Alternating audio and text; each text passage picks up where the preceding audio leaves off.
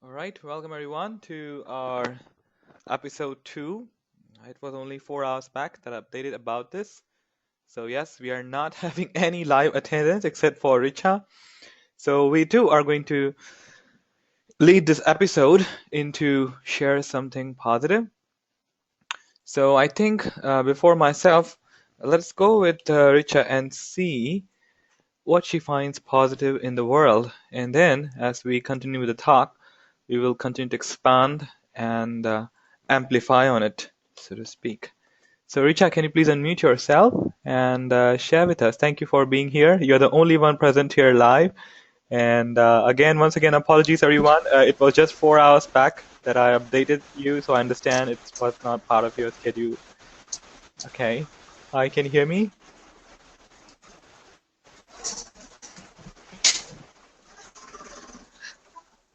Hello, yes, I can hear you. Okay, thank you for joining in. All right, so it's just the two of us leading the episode. Thank you.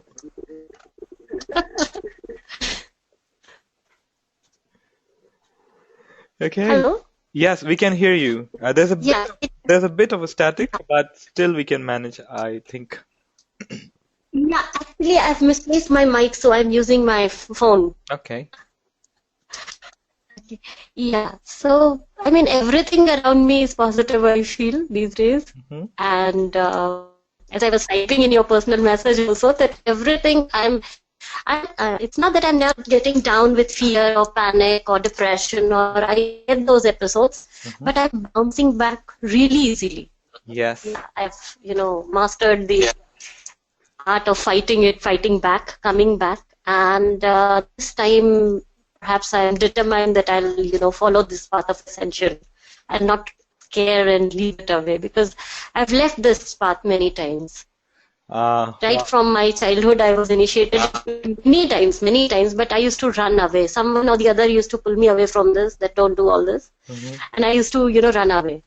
Mm. But now, this time, I think this is the final step, and nothing can stop me. All the I'm best very with that. positive about it. All the best with that. Yes, this is what happens when we learn to understand that emotions are not something to be run away from, especially on the path when deep cleansing happens of the past, of the childhood, of the in utero patterns, and even past lives. When these things start to come up, Yes. people really are scared and they stop doing the spiritual practices. But once they understand that these are nothing but tiny points in this large ocean that is you, and they realize, hey, they are just waves, and let the waves be the waves, and the ocean be the ocean at the same time. So when that consciousness dawns in, suddenly we realize, oh, I'm perfect in my imperfection, and I'm perfect as God created me. I'm just here now. Absolutely. Thank you. Thank you for That, sharing that. that's right.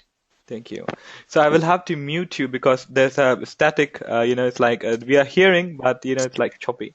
So I'll have to mute you. Okay? Thank you. Yes. All right. So yes, mastery is not just about never falling down. This is what I used to think as well. I have been blessed to, be with wonderful, really, you can call them enlightened teachers, physically and spiritually, energetically, in your meditations or in their physical bodies. But as Richa said, I would run away. I would always, try to find the quote unquote ideal perfection, and that literally frustrates the human experience.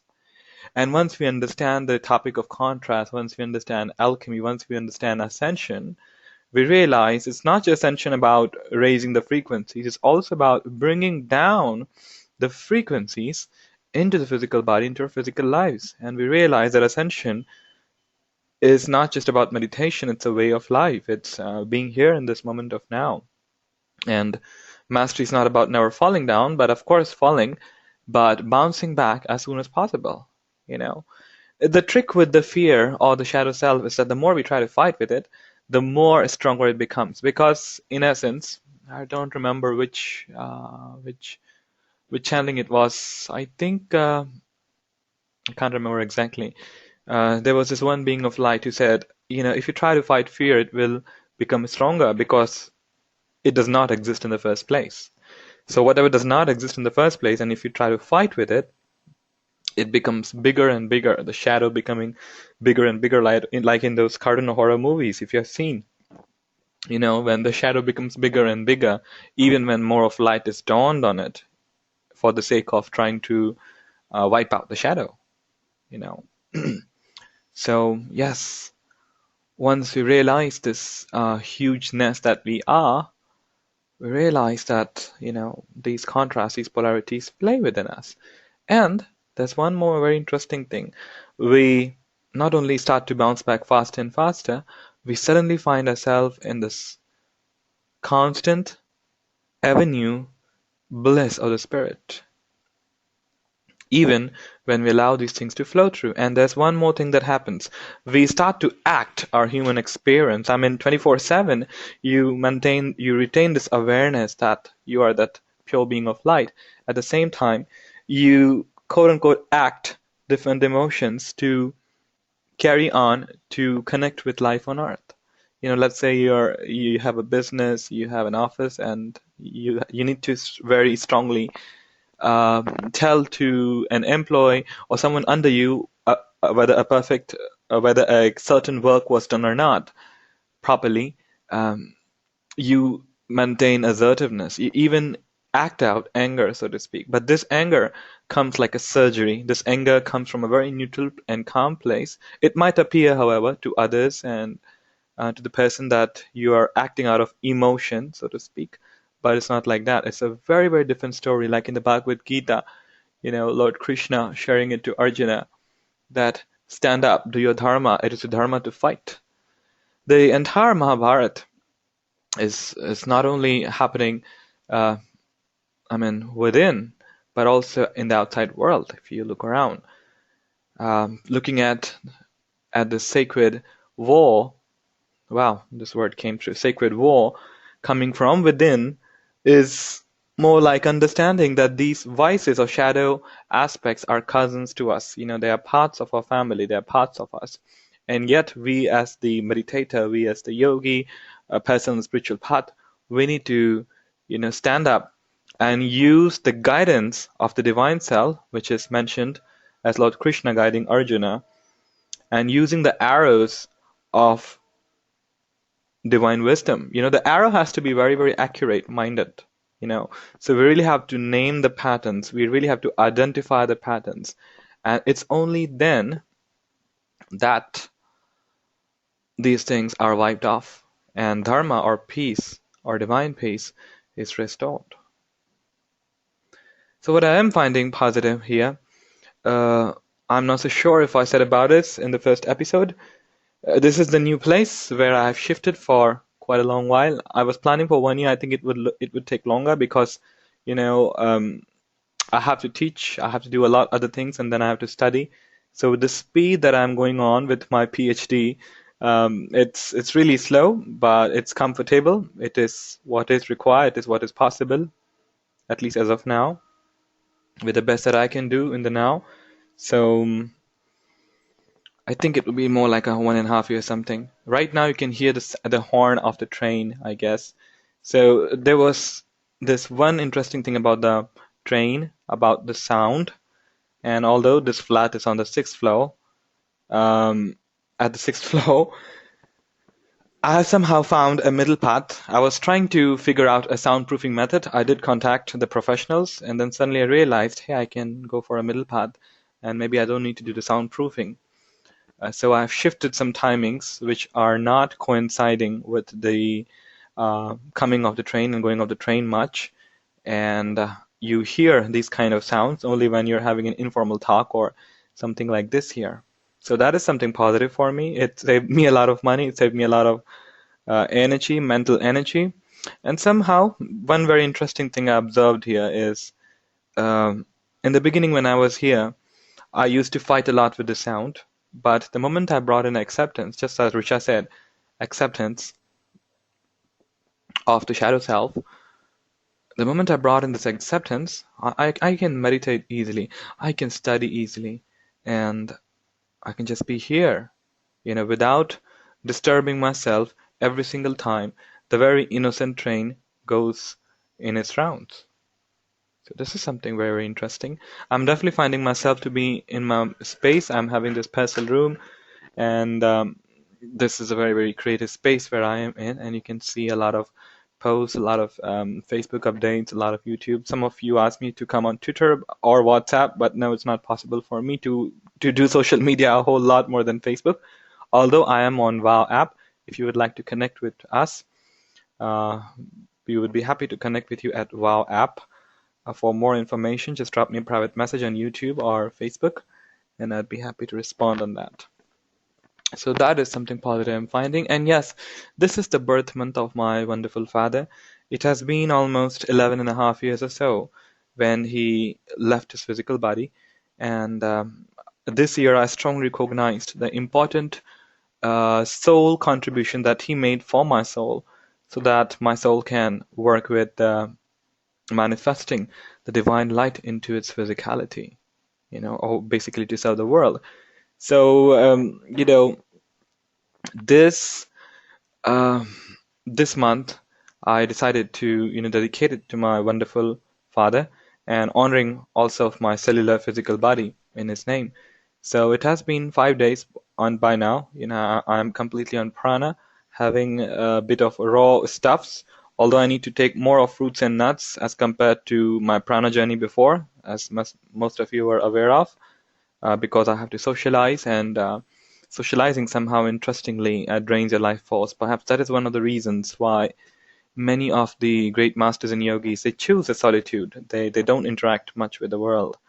But at least that is for me now. So that is something positive going on. I received a sign from my father. So every single day, I'm offering something new, something of service to the world, uh, to our Facebook family in one way or the other. Today, we are offering a Reiki surgery session with people responding with awesome raving feedbacks. So I thought, this thought literally crossed my mind 2 or 3 days back, as if I wish my father could sense it or could see what we are doing in his name. And it was only yesterday that one of my cousins, he stays in Jagdalpur, and he posted a photograph of my dad to my sister's WhatsApp. Um, I think my brother's WhatsApp first. So he posted that a photograph of my dad being the first collector Indian Administrative Service of Dantewada, the new district. It's a very, very powerful post for administration. So it has been 11 and a half years. Never I found a sign, so to speak. But it was only, you can say it's a coincidence or a sign, that this photograph came all the way from Jagdalpur, through, of course, the digital internet. And it all the way came to my sister, and my sister forwarded it to me. So it was definitely a very, very powerful signs. You know, we can all receive quote unquote signs from our guides, our angels, masters, beings of light. Whatever being of light that you work with, be it Lord Ganesha, be it Lord Shiva, be it the angels, be it Jesus, be it beloved Mary, be it Buddha Kuan Yin, whatever one being of light that you work with, in your meditation with a sincere heart, you can ask them for signs. Let's do this quick, fun exercise to connect with this one being of light that we would like to receive sign from. With our eyes closed, bring in one deity of your choice, one being of light that you would like to experience their presence. Energy follows intention. So visualizing this one being of light in front of you, with a heart full of love and respect, I'm going to call forth Archangel Michael for myself. So with a heart full of respect and love, just communicate to this being. So I'm going to communicate something like this, just to give you an idea. Beloved Archangel Michael, I request you to send your signs to me loud and clear and repeatedly until I get it. Help me to feel safe and protected on all levels, in every area of my life. Help me to feel shielded, guided,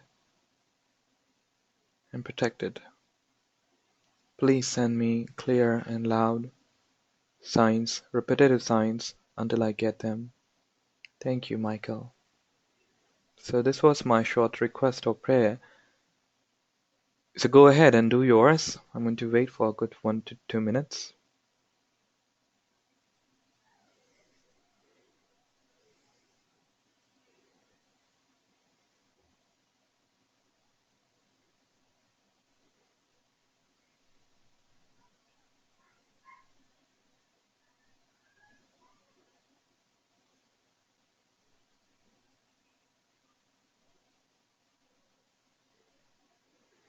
It's very interesting that whenever we work with angelic beings or others, sometimes we experience fragrance as well. The moment I finished that prayer, I experienced some kind of fresh fragrance of some flower, a mix of lotus and something. I don't know which one was it, but definitely I felt that. So we all can ask for signs from our angels, including our deceased loved ones. You know, if you have deceased loved ones from the other side, be it your father, mother, grandfather, grandmother, a friend, or even a beloved pet, you can request this being to give you a sign that they're still with you and guiding and protecting you. You know, we don't need to quote unquote deserve to receive those signs. We actually don't need to do anything. The love from our angels, from our deceased loved ones, especially the ones we felt so close and connected with, is so powerful and so illuminating and healing that it simply comes to us. All we need is open the doorway of the heart. That's it. Now, one very interesting thing that you might have observed in our prayer on our program today, I said repetitive, loud, and clear signs. A lot of times we keep receiving those signs and yet we forget them. We do not see them. It's not that something is wrong with us, it's just that we are very new to understanding the language of the universe. Just to share with you a story, a few years back when I was introduced to the angelic realm, there are many videos on the angelic realm, by the way, everyone, on our YouTube channel. Thank you so much for subscribing there. And if you don't find that, just drop me a message. I'll send you the link of introduction to the angels class there. So my mentor told that we all can ask for a sign from the angels, and the signs from the angels could come as feathers, blue feathers, dark feathers, or white feathers. It was very interesting for me to notice that whenever we notice black feather, it means that the angels are with us during our dark times. And whenever there's a white feather, it means, of course, the angels are there. When I came to this place, you know, with whatever I had personal issues with, I would see dark and the white feathers mixed. It was totally a sign that the angels were with me in my dark and light times. These days, at least from past 25 days or so, I'm observing that the signs coming to me are pure white. You know, these are usually the feathers which are white, in the same colony, in the same space. So the angels can give us signs in many different ways. Feathers is just one of them. Another one of them is coins. One of my angel students told me that actually the word coin, at some place, I think maybe in France, they use the word coin interchangeably for angels as well. The word angel. It was very interesting for me to notice that. I'm not so sure if it was in France, but most probably it was. So I asked for the angels for signs that I want to see coins. You know, you have just shown me a lot of feathers, you have shown me this and that.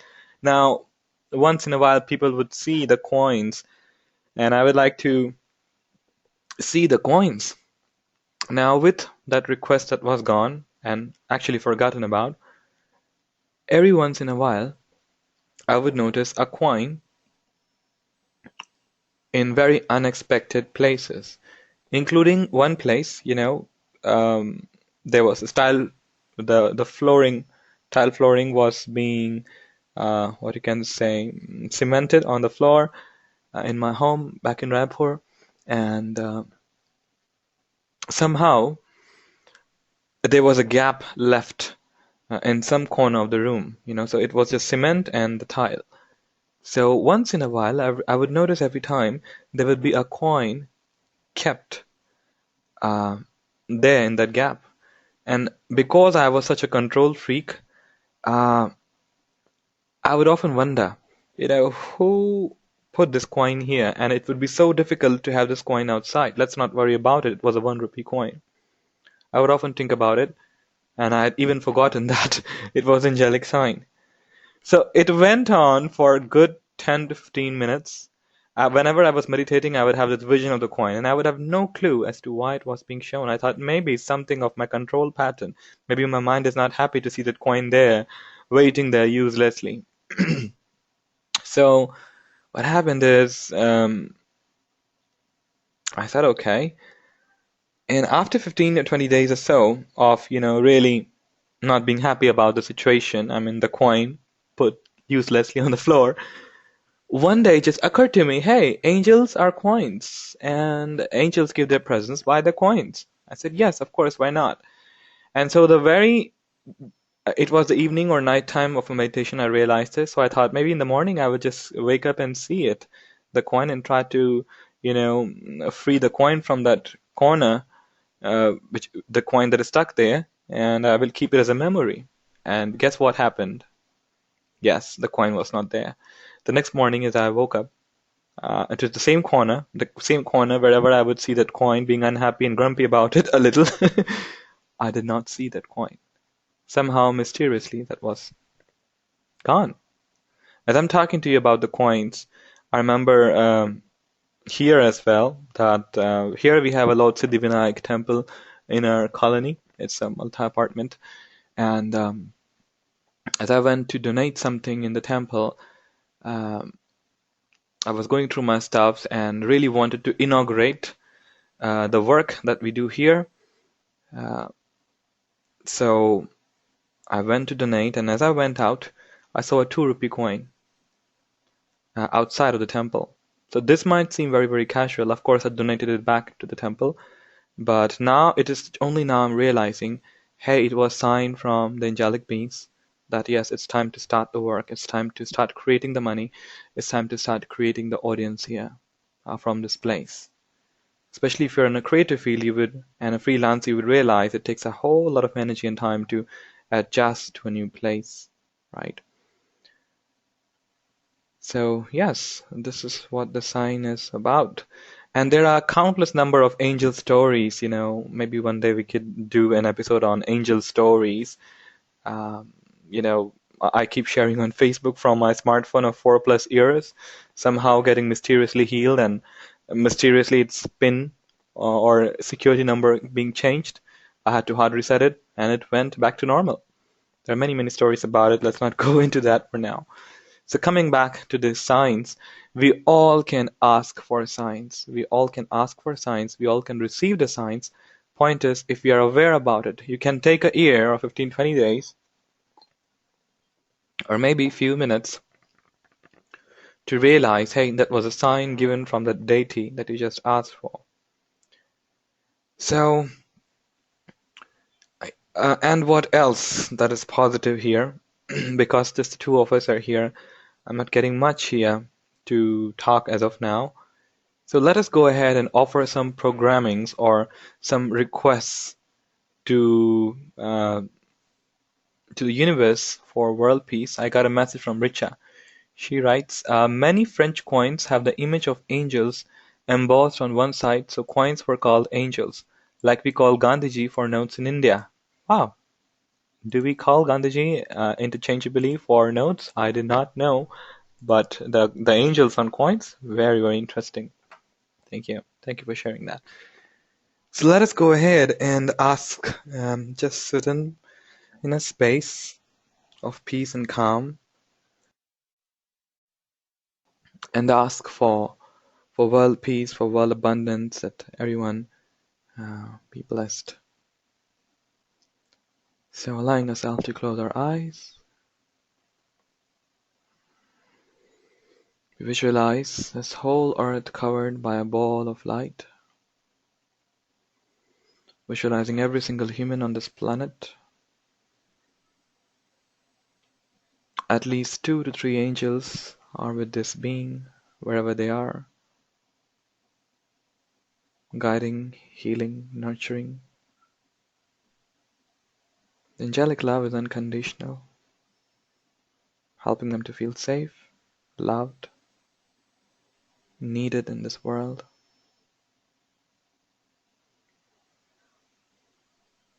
Visualizing this infinite number of team of angels surrounding the difficult parts of the world, wherever war is going on, especially in the borders of the countries which don't get along much. Visualizing angelic walls of light and the angelic beings surrounding these soldiers, our brothers and sisters.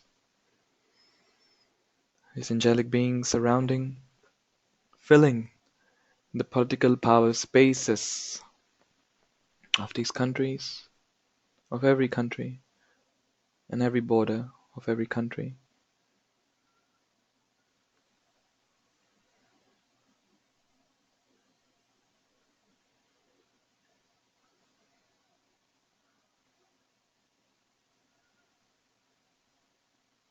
In your mind's eye, visualizing this magical white light of the angelic realm, magically healing the forests, the soil of the forests, the waters of the earth, especially visualizing this ball of white light surrounding Fukushima and other radioactive places which have become toxic to the environment.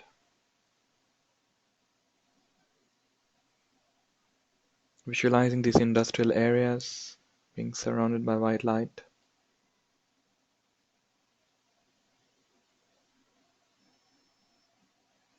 Visualizing your projects, your dreams as symbols, and visualize them surrounded by balls of white light. Visualizing your loved ones surrounded by balls of white light. You're not interfering with their free will. They will tune into the angelics if they're asking for, consciously or unconsciously, and they always will have a choice to follow or not. The more of us start to talk with our angels, follow the guidance, and receive the benefit of inner peace, the more the world shall know world peace. And that starts with one person at a time, you and me, by and by.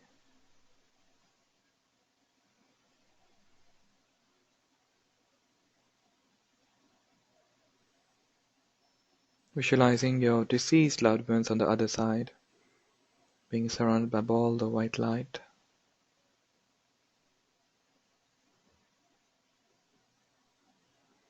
Visualizing your future, surrounded by a tube of white light. Calling upon the angels, walking on the spiritual path doesn't mean that we will never have trouble. It will simply mean that we will have more cushion, and many times we would be saved as we have been saved before.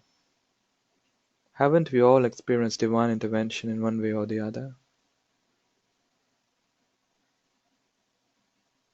And of course, visualizing an angelic white tube of light surrounding your past, your whole body, all the organs of the body, all the chakras, especially the ones which are ailing. The ailing parts of your body are like little children. They're asking for attention. Our body is nothing but a living oracle of where we need to be realigned back to our spiritual path.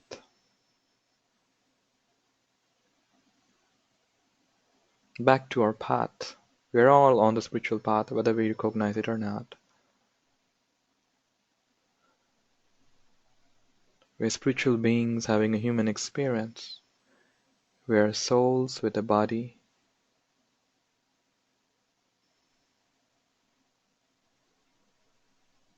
Visualizing a garden surrounded by a ball of white light. Any one of your friend or someone you don't get along well with, visualize them being surrounded by white light. As the Course in Miracles says, anger is a call for love. Once we understand the statement very deeply, we cannot have judgment for anyone, including ourselves.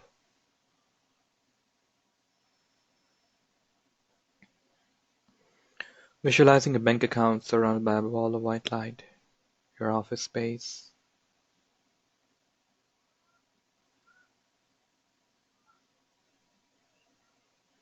Regularly visualizing balls of white light in your office, in your home. It hardly takes 2 or 3 minutes. You'll be surprised how smooth the work flows through. It's a very powerful way, yet a very gentle way.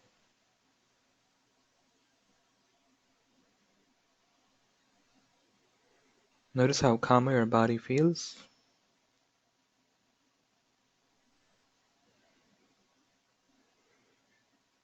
We request Angelic Realm to give us loud and clear signs, repetitive signs of today's asking.